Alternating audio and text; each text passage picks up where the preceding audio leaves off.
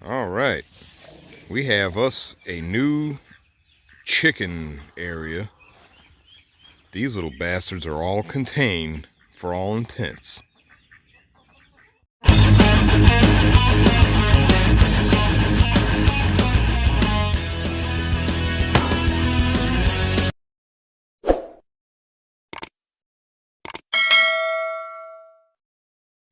All right, what we got here is the beginnings of an aviary for all intents and purposes.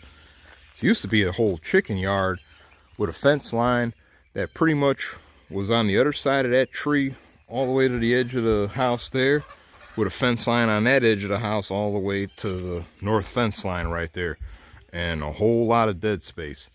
The intent was going to be to cover up everything to keep the birds safe from aerial attack, but that'd be a little excessive, trying to cover all this area with bird netting. Better option is to shrink the entire area down so there's less area to actually cover up, which is what happened here. We brought in the fences a little bit that way, attached this fence on the west end to the other side of that tree, and we also went ahead and brought the fence in and attached it to the inside of this tree right here, giving about a couple feet of space between this cab coop and the fence line, and a couple feet of space between that minivan coop and that fence line.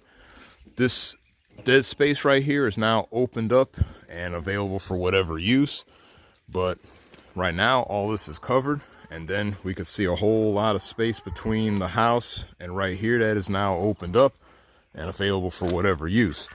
As far as the front is concerned, this was set up with some fence posts, some 2x4s, all pressure treated of course, and some fence pickets along the bottom right here to make a kind of two-part setup. So the fence pickets will help keep most varmints out, as well as baby chickens that might be present in there, from getting out.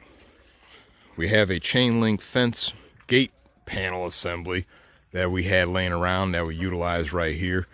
So we have easy egress. We have chicken wire along the top, right, this top half here, so you could see into the area, as well as provide extra ventilation and all, especially when we do put bird netting on top. We'll have to figure out something for these little gaps along the bottom here so any baby chickens aren't prone to squeezing through, much less any little critters. Probably ain't gonna stop any little rats or anything like that, but anything large like a raccoon or a fox or anything ain't gonna necessarily be able to get in there. But come on up in here. We already know about our cab coops and minivan chicken coop right here. As stated before, there's only a couple feet of space between that fence line and that cab coop. And this here's the brooder box, which actively has baby birds in there growing up.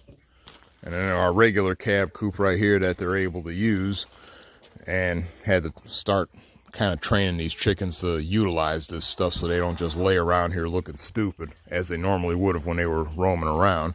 Same thing with that minivan. Over here we have a dirt bathing area made with some railroad ties and filled with some dirt and sand and a little mix of wood ash to boot, so they could do their dirt bathing thing for getting the bugs off of them and all that. Then we even have a little tub right here for the ducks that obviously needs to be cleaned out, but dug a little bit of a shallow pit to sink that down in there so they could better jump in and out. Then got a little watering apparatus right here, just a simple dog watering dish hooked up to the water line that actually feeds all the other coops. So besides the watering apparatus inside the two cabs there and the baby cab, they could have some water right there. Now, as far as this dead tree trunk right here and that post right there and that sheet metal, plan there is to put some boards across the top here and then have a little framework that reaches over to this fence line here, and I intend on cutting these sheet metal panels to about 6 feet long, which might yield me 2 panels per long one, and just have a whole roof going along this north fence right here. So this section right here will be covered with a 6 foot long or 6 foot wide roof. And underneath that, I might put some more nest boxes and maybe some other stuff to keep chickens occupied, like a little hanging thing for cabbage heads for them to peck on or whatever. But that area will eventually be covered. And then from there, add some more framework that'll partially stretch over, you know, utilize these trees right here as support for more boards, and be able to stretch some bird netting over the top of all this, which, as you would see with such a small area, would be better able to cover all this crap up, because probably about a 50 by 50 sheet of bird netting will be more than enough to cover all this up, even with the trees in the way and having to cut into some of that stuff. Walk over here and just make note of the gap between the minivan coop and the west fence here for the aviary area, which birds have been using this area. They've finally gotten used to the idea of roosting on those posts in there, so they've taken to this place pretty good. Still have some trees right here, tree trunks that have to be cut up. That wood there is pretty hard to cut, so that's crazy. But this minivan coop used to be almost right up near that fence line here in this tree, and it was more forward by, it was probably about 5 feet more forward. There used to be a tree under here. That's the tree that we had to cut down that yielded these trunks. After cutting down that crap, we were able to move the minivan back in order to be able to enclose everything as intended. So, yep, right now it's wide open, but that will not be for long. One eternity later. The one 4x4 post that we sunk earlier is now part of a larger framework, in addition to this tree trunk right here, supporting a bunch of 2x6 boards that are spanning the whole width of the aviary, as well as this rearmost 12, 15 feet going to the back. At the rearmost 6 feet of the aviary, we have a bunch of sheet metal attached to serve as a canopy here, or an awning, or whatever you want to call it, a roof, to provide shade and rain protection for the birds if they so desire.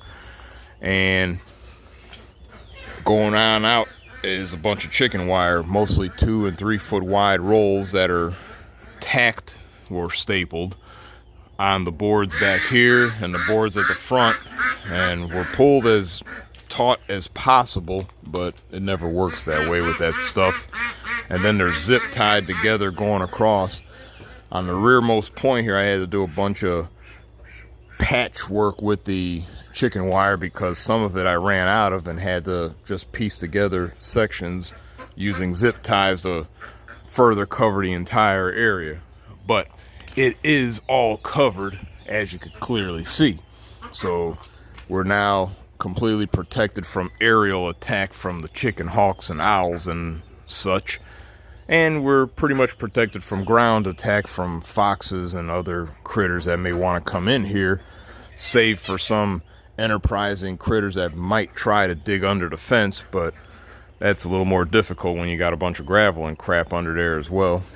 But in addition to our covering, we also have a pallet here to serve as a roosting area if they so desire, a dust bathing area made with railroad ties and filled with dirt and sand and gravel mixed that they can use if they so desire, and a little bathing area for the ducks made out of this tub right here, which as they splash the water out and any rain comes through, it causes the stupid thing to float back up. So periodically have to take that out and dig the mud out of there and resink the thing. But either way, the ducks make use of it. So in addition to our regular truck cab and minivan coop and all that, our aviary is pretty much complete and ready to rock and roll and doing its job as a protection for the birds, as well as allowing them to still be outside and not just crammed up in some type of enclosed structure or anything. So we're gonna get on out of here and get to bigger and better things. But our aviary is done, as you can clearly see. As bootleg as it might look to some, it is doing its job. As you can see, all these little feather pricks are satisfied. So till the next time, like, subscribe, notifications, TikTok, all that good stuff. And I'm gonna get out of here before these ducks swarm my feet and keep trying to peck me here. And I will catch you later, because they're turning their focus on me now. So I'm out.